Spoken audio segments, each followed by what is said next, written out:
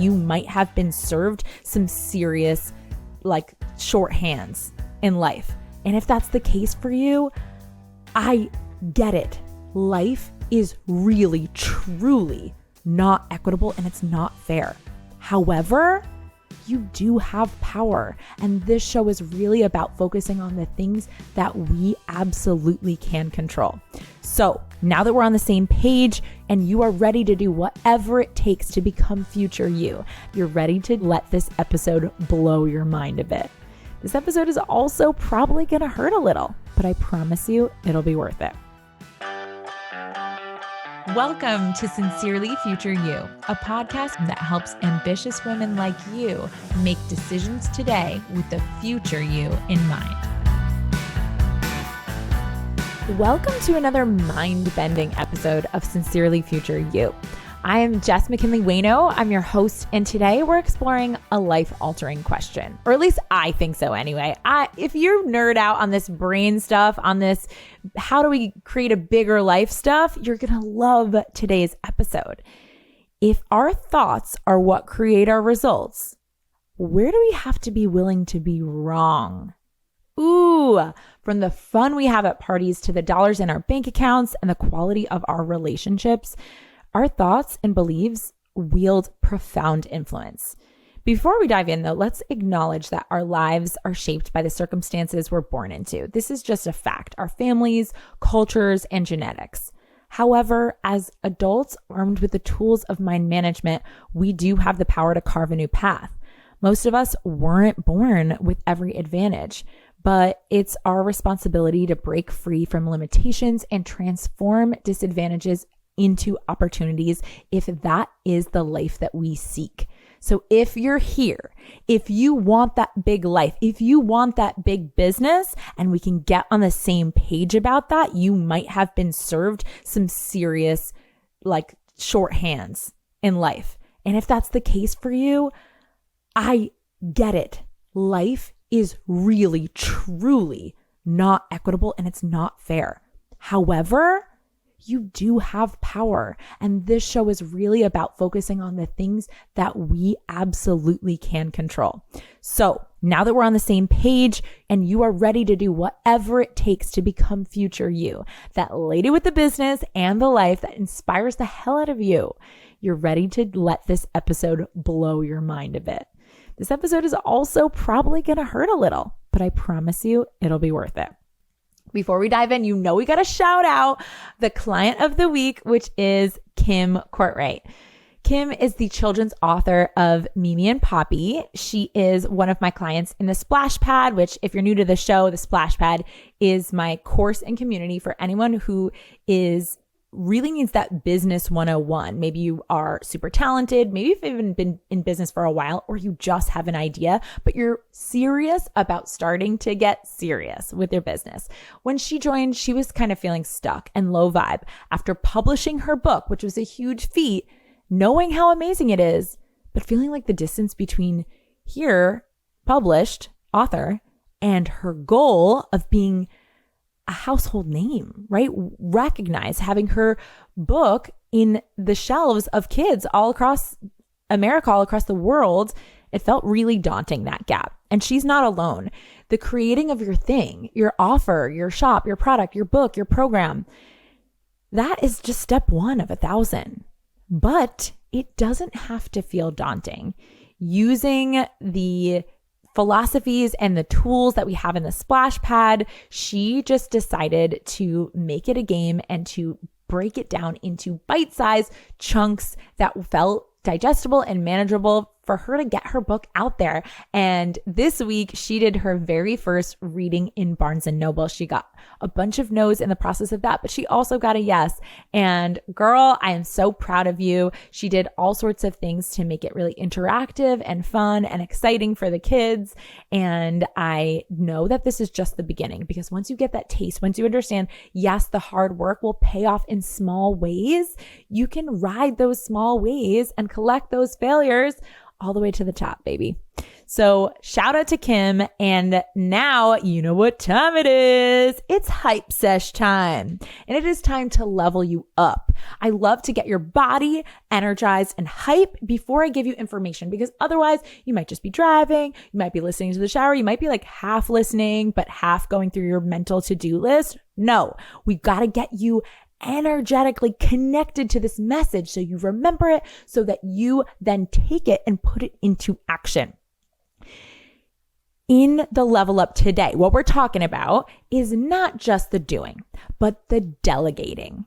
This is about leaning on your life team. It's one of my favorite ways to level up. It's creating that support. Some people call this asking for help. And I find that phrase, especially for women, can be very triggering for a lot of you, right? If you struggle with asking for help, we're just going to find a new way right now to approach it. First, fundamentally, we are a tribal species. You guys, we are not meant to do any of this life stuff alone, despite what our modern society projects, right? Raising kids, we need that village. Where is it? Work? We need teams to support us. Even living in individual family home units like we do today is a fairly recent concept in human history. Families, individual family units didn't used to live by themselves. They used to live with generations in one household, communes, or it really was a village within a house. So if you are feeling like you're stretched thin trying to do it all yourself, it's because you are stretched thin trying to do it all yourself. It's not supposed to be this way. But this is a hype sesh, not a justify your complaints segment. So what are we going to do about it? If the culture shifts in a way that doesn't support our dreams, it's our job to find a hack. And the one that I'm recommending today is your life team. These are going to look completely custom and unique to you, your circumstances, and the type of support that you need. They could look like your neighbor, your aunt, your virtual assistant, and a business mentor. They could look like a coach, a sponsor, a good girlfriend of yours, and your mom. They could include employees, your spouse, your in-laws, and a Facebook mom group. For me, I like to have a very robust life team. I learned this skill when I became a single mom, and I had no choice but to accept support. I kind of was back up against the wall and was like, oh, I hate feeling like I'm accepting help, like to be like this Rosie the Riveter type. But I've continued this strategy even as my circumstances have gotten in a lot of ways more manageable. And I realized that my biggest inspirations all have exceptional life teams. It's not a weakness, it's a strength. Relationships, partnerships, mentorships, friendships, hired help, familial support, emotional support, specialized expert support. Do it all. Do not sleep on this tip, you guys. It might be easy for you to accept support for your kids, but then in another area of your life, you struggle to seek it in business, or you don't value paying for it. Or maybe it's easy in your business and you've made that shift in your brain, but not in your health or your relationships. You feel like you should just be able to do that on your own. I'm telling you, whatever area that you are struggling to do something on your own, make sure you are adding a leg of support to your life team. You do not have to do it alone, whether it is paid or whether it is free. Write down the areas that you want to grow this year, and then decide on the leg of support that you're going to put into place. Free or paid, this is a game changer. All right. It's a perfect segue, this hype sesh, into today's topic, right? Which is, where can we be willing to be wrong as a strategy? So as I said in the intro, if our thoughts create our results, that means what we've been thinking about up until now, whether directly or indirectly, conscious or unconscious, has created the results of our life. How much fun we have when we're going to a social engagement, the amount we have in our savings, the marriage or relationship that we have. Now, I want to preface that for sure, I'm going to say it again, we are born into circumstances. Those circumstances that either, if we were to go on autopilot in that one environment of, you know, a certain type of family, a certain type of culture, certain racial or physical ability, genetics, etc., that you could go on autopilot and are more likely to have a loving, healthy, wealthy, well-adjusted life. It might be easier for one set of circumstances to create that life than another set, but there are basic human needs and circumstances, and we can't ignore it. Now that we're adults, though, you have access to mind management tools, and that's what I'm here for. That's what this episode is here for. And that is also a fact. And being that most of us statistically were born without at least one, if not many of these advantages, including, parents who had stable mindsets and, practiced thoughts and habits with us that allowed us to just have health as a normal part of our life because we were modeled that. Most of us didn't get that, right? And I know that whichever it is for you, it's easy to focus in on a thing that you just feel like you got gypped on, but it's our job to break the cycle. And you get to make your disadvantages your opportunity, the source of your tenacity, resilience, and desire. Isn't that freaking cool? And every time I flipped my mindset on it, every time I thought like, oh, well, if only my ex-husband just decided to love me more or put in this type of work, I would feel like a victim. Or if only my parents, gave me more accountability, I wouldn't, be starting from scratch with finances. If my dad talked to me in the same way he talked to my brother about money, I wouldn't be trying to figure it out when I'm 30 and a single mom for the first time. And he set up my brother better than he set up me. Woe is me. Well, you know what? That's what's just the fact. And he didn't do it because he's a bad person in some cases, right? Like there are people that have traumatic families, but in most of our cases too, right? Like our parents are just doing the best that they can. Everybody's just doing the best that they can. And sometimes it's not enough. But for us, we get to focus on what we can do. So one of my favorite ways to level up, whether you're starting from the bottom or stuck at average results, is to look at all of the ways in which we could be wrong about our situation, about our life, about our story. I mean, think about it. If you were right about everything, this would be as good as it could get. Is that really what you want to believe? Or are you ready to do the tough work of making room for the earth-shattering discomfort of being wrong about things you may have believed your entire life up until now? First, you need to know why this is so hard. There is a psychological principle called confirmation bias, and that's the brain's tendency to interpret new evidence as confirmation of our existing beliefs or theories. So for example, if I had the belief that single moms are all broke, it's like just a fact, I'm a single mom, so I'm broke, right?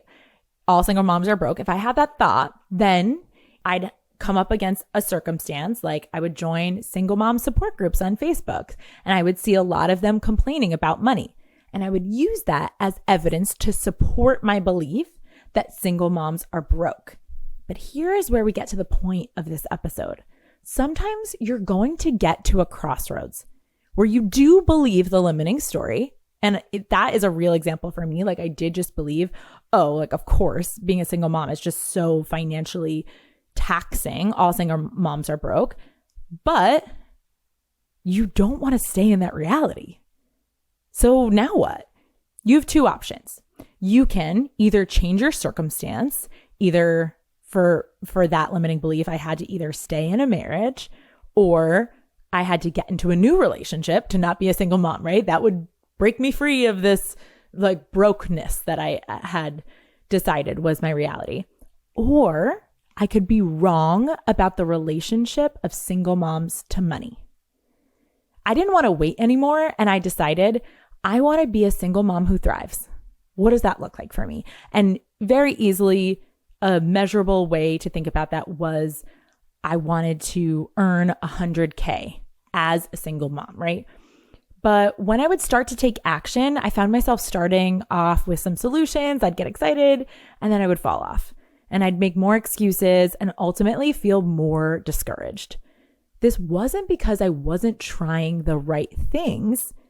It was because I foundationally still believed that there was no point in trying because until I had a true partner, one who split the bills, one who split the childcare, one who supported me emotionally, one who believed it was their job to do all of the figuring out of the things too, so I didn't have to handle all the mental and emotional burden of it, I'd never dig myself out of the hole.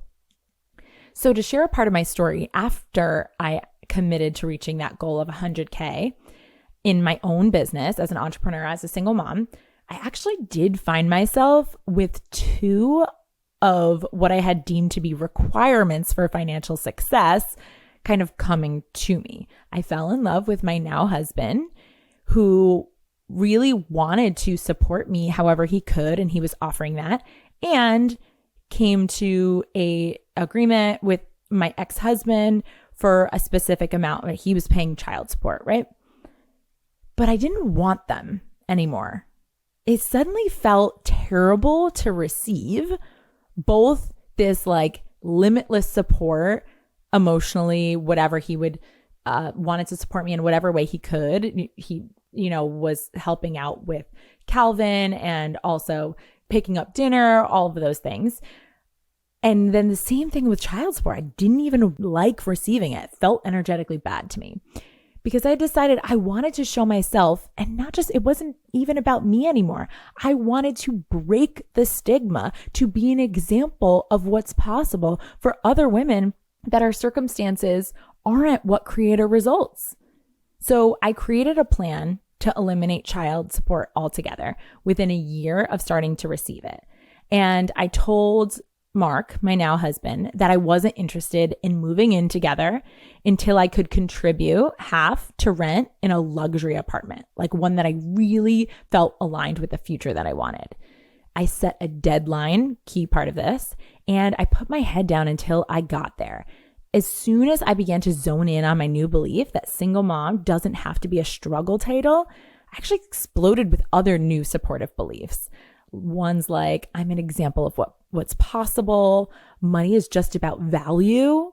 And so I would focus on that. How can I create more value today? How can I offer value to this client? I know how to create time and money. Being a single mom is actually badass. I'm creating such a beautiful environment for my son, one that teaches hard work and possibility and love and abundance. And I'm not just telling my kids they can do anything.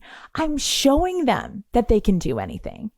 And all of those things just felt like money. They felt better than money. They felt energetically like I was the richest person when I was focused on those thoughts and not on the other thoughts that came exploding in with that other victim thought of single moms are broke. I found all of the supporting thoughts, the supporting evidence to support it. And those thoughts were equally as true. They just weren't freaking useful for me getting out of the story, right? I started to look for it everywhere.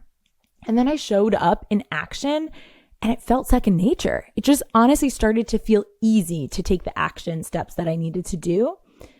You are for sure wrong in your stories somewhere. Not because you don't have evidence or you can't prove it. Some people my clients will argue for their limitations. Like, no, you don't understand. I'm terrible at losing weight, or like, I'm so bad with money and like, I just can't schedule, whatever their story is. And I'm like, is that something that you want to believe about yourself? Do you want that to be true? Because you're going to continue to make it true if you continue to say that to yourself and repeat it and dig that belief into the ground. So it's because there is evidence to support any story. And your job right now is to look for the evidence to support the story of your dreams, to support the story of future you. I'm going to give you a few more examples of areas where I decided to be wrong as a strategy. And then I'm going to ask you some high quality questions so that you can decide yours. So I love to give these real personal examples because when we hear a generic example, it's easy to think that you're a special snowflake, right? That's the hardest part of this work. Deciding it's not just you. You're not uniquely fucked. You can, in fact, find a different angle in any area of your life. So the first area I decided to be wrong was just about time. Generally, I had a lot of unuseful thoughts about time, especially for my particular life, right? Those are the ones that make it sound really believable. moms just don't have time. Single moms just don't have time. Moms of kids that don't sleep. Well, you don't understand. My son, he is crazy. He's all over the place. My time isn't my own. I don't like to be structured. I'm more productive when I'm busy. That was a sneaky one. I didn't even think that was a negative thought. All of these things, I had to unhinge a little bit, just like slightly be like, but what if I wanted to create bigger results without shipping my kids off somewhere, of course. And side note, I have a way for you to expose all of your particular time thoughts if this is something you really want to work on, because I just announced to my email list that I'm going to be running a time mastery boot camp, and it's on October 23rd through the 27th. This is an exclusive. I'm not sure if I'm going to do it again, but people have been begging for me outside of coaching to release my scheduling practice and the concepts I teach about time. And I'm going to do it for you guys. It's $199, 5 days of time rewiring, scheduling, and hacking and coaching. That's going to change the way you show up to your day and your life forever. That's not an exaggeration. It's just a fact. So like now, after we're done with that shameless plug, let's talk about a second one. I decided to be wrong about the role I played in a relationship, in a romantic relationship. I used to always think of myself as a lover. You know, like there's the two parts, like one's the person that is just more naturally the person that gives more of the love, and one person is more the person that receives the love. In all of my relationship, I really felt the most comfortable when I was the person being more loving, giving more love. Like I felt love when I gave it. And so when I found myself in a new relationship after my divorce, when I was still healing and not feeling like I had anything to give, my now husband, who is also someone who loves to be the lover, was being so loving towards me. And I found myself pushing him away. I was aware of it. I would watch, he would do something nice for me and I would like cringe. And I'd be like, what's wrong with me? What is happening here? And I remember talking to my parents about it and they were like, did we not teach you like how to just accept love and receive love? And I just like was heartbroken over this reality that was true. Like I didn't enjoy the receiving of the love in the beginning. And so I got to work, right? I asked myself the question, would I rather be right that I'm the lover and that like this maybe isn't a match? Or would I rather have an epic loving relationship and receive love? And I was like, I'd rather not be this person who's bad at receiving love. Like, I don't want to be 80 years old and being like, I have to be giving the love and I can't just like accept the things and the outpourings, whether it's whatever the love language is, like physical touch or words of affirmation or quality time or acts of service, whatever it was. I wanted to be good at receiving it. So I was saying, okay, what would it look like to receive love? How can I make that feel good? And I worked with a coach to find my own particular thoughts that helped it feel good. And I told him, listen, right now I'm letting you know it doesn't feel good right now, but I want this to work. And so I'm going to go to work. You don't have to do anything differently. I'm just letting you know. And I said, if you can't wait, I get it. But he's the most patient person in the world. And he did. And so for me, I'm just so grateful to myself that I was willing to be wrong about that. It's like I could have completely missed out on this incredible, incredible marriage that I have because of that one thought about my identity as the lover. Number 3, it was about who I was. I had a lot of thoughts about who I was, especially, you have people tell you and reinforce these thoughts that I wasn't an athlete. I was the artist of the family, right? That I wasn't really fashionable because I didn't put any thought or effort and I didn't know how to match any of that. That I was kind of just like above average, but not excellent in anything. Like I was really identified with that like Jane of all trades thing, master of none. And all of a sudden I was like, I wouldn't it be cool to be masterful at something? Masterful CEO, right? I just decided one by one, like, I don't want that. I don't want to be just kind of average at everything. That I believed I was messy, that I wasn't great with social media. All of these thoughts were not helpful to who I wanted to become. And I think it's really important to know, especially in a world where we are constantly being told, oh, you're born at this date. This is who you are. Oh, this is what your tendency is. Oh, I did your personality test, right? This is who you are. Who we are is not set in stone. I'm going to do an episode upcoming about work I'm personally doing with my son on his brain. And it's going to be a whole episode. I don't want to fully get into it right now, but I'm doing a lot of research on how the brain works. And what I am learning is that regardless of your genetics, genes are just all things that can be activated or deactivated. Genes don't determine who you are, and nothing about you is set in stone. You get to create who you are. Einstein, he donated his brain to science afterwards. And what they found was that he didn't have an extreme, overcompensation in one side of the brain. Actually, the way that he practiced and lived his life, he was constantly increasing his capacity to use his brain in the areas where he wasn't previously using it. So he created his genius through practice and through decision.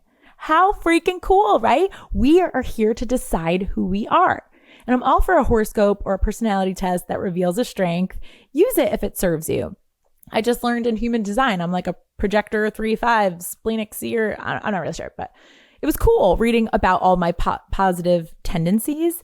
But there is no reason to reinforce your weaknesses. You get to be wrong about the things you believe about yourself that don't help you create your dream future.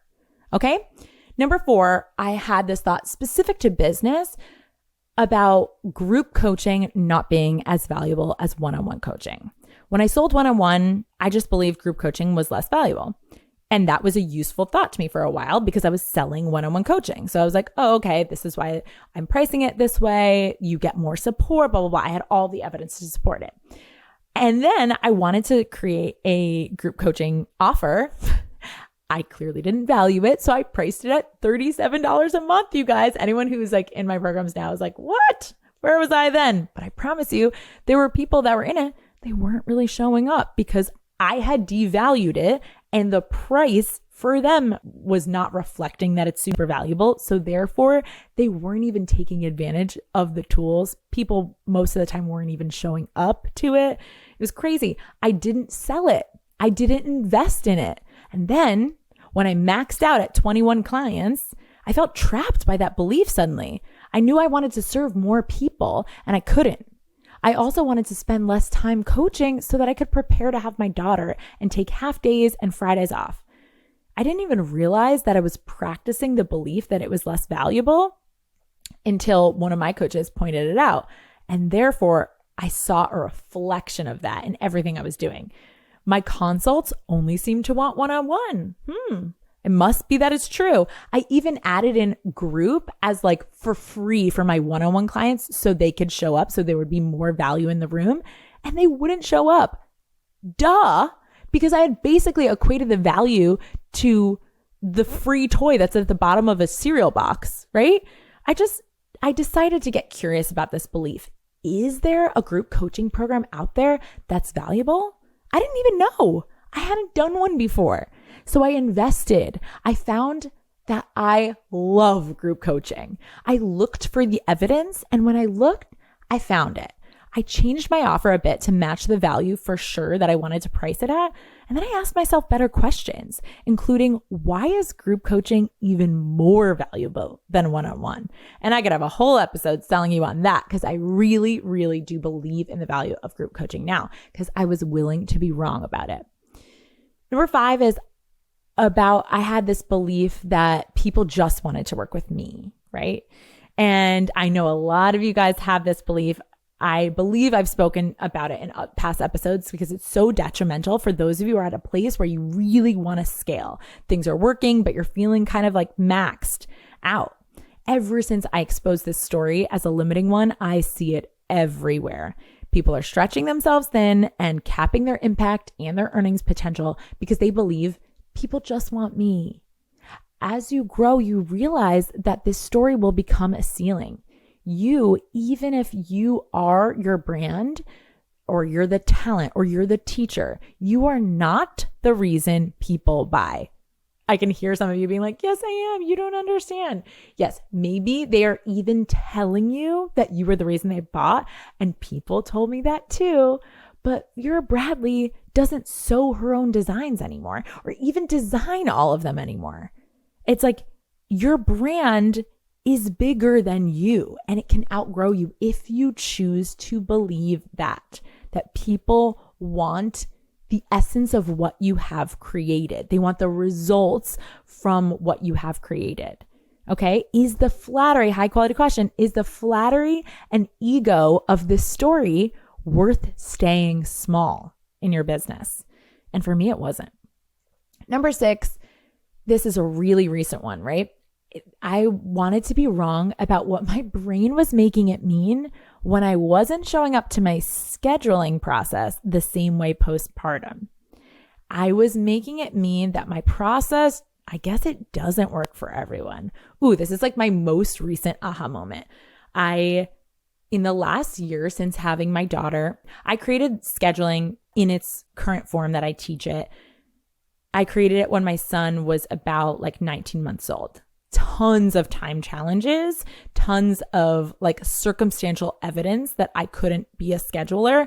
Created it anyway, was like, this can work for anyone. Had a lot of people run through it that had different circumstances, worked for all of them. Then what happens? I have my daughter go into postpartum and, maternity leave, then come back. And then I found that I really wasn't showing up to my scheduling process in the full way that I normally do. I didn't want to schedule every 15 minutes. It wasn't that I didn't every once in a while, but I just didn't really want to. I was like, maybe this doesn't work for some circumstances. And it just sucked because I was like, ugh. I started to kind of sell it less. I started to have less belief in it. And then I would find myself agreeing with people's limiting beliefs when they were presenting them to me. And I was like, this is not neutral coaching. It's not good, right? And so I got some coaching on it. And what I found was that actually, whoa, my brain was making it mean that the process doesn't work when actually I have gotten so advanced with the concepts of the time mastery principles that I didn't even really have to schedule in that way in this season. That is one of the principles of scheduling, which is that during different seasons of your life, whether you're in a launch phase or whether you are in, a maternity leave phase, your schedule is going to look differently. But because it didn't feel uncomfortable in the same way, I was making it mean, oh, it wasn't working. Actually, what I found is that it was working exactly as it was meant to. I was masterfully deciding how I wanted to spend my time and that I wanted to use more of the core basic time principles in scheduling, which is making sure that I was doing my vital behaviors, making sure that I was still setting deadlines for myself, making sure that I was making decisions quickly and efficiently and not undermining myself, still evaluating my time, that I was aware of it, that I was, making sure that my ratios stayed right in terms of consumption versus creation, in terms of rest versus working hard. And I was doing all of those things so naturally that I was beating myself up for not doing the part of the process that actually is not required during certain seasons of life, which is the part where you're scheduling every 15 minutes of your time. That is really crucial when you are in a certain goal. I'm not going to go into it here. We'll be talking about that big in the boot camp. If you want to be a part of that, again, October 23rd to the 27th. But what was so interesting about it is I was like, I don't want this to be right. I don't want to be right about this. Can the process work for everyone? And then once I found it, I found evidence to support the ways that it really was working for me. So I just want you to ask yourself these high quality questions as you're thinking about the goals or as you're thinking about if you're feeling stuck. Number 1, would you rather be right about your story or would you rather get the result that you desire?